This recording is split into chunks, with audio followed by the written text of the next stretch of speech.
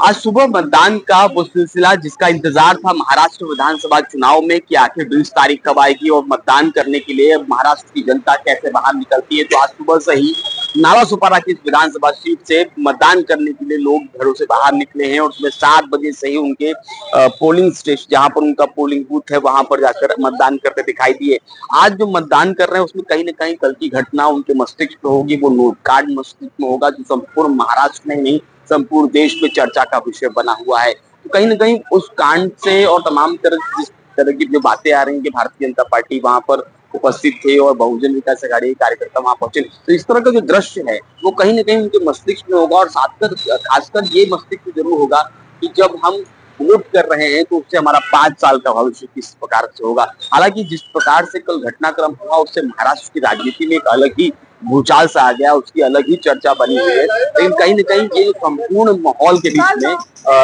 महाराष्ट्र की राजनीति में वोटिंग प्रतिशत क्या होता है, इन सब चीजों का नालासोपारा विधानसभा क्षेत्र से वसई विधानसभा क्षेत्र से पालघर की 6 विधानसभा सीटों पर भी वोटिंग प्रतिशत कैसे होता है। खासकर नालासोपारा की विधानसभा जो सीट है वो खासकर माना जा रहा है कि इस पूरी घटनाक्रम पर उसका क्या कुछ असर होता है, क्योंकि एक तरफ राजन नाईक है, दूसरी तरफ क्षितेश ठाकुर है। इन दोनों के बीच कांटे की टक्कर देखी जा रही। तो वहीं तीसरी अघाड़ी के रूप में धनंजय विट्ठल गावड़े मैदान पर उतरे हैं। जो तीनों के मध्य जो महाविकास अघाड़ी के हैं उनका कहीं ना कहीं वो जिस तरह से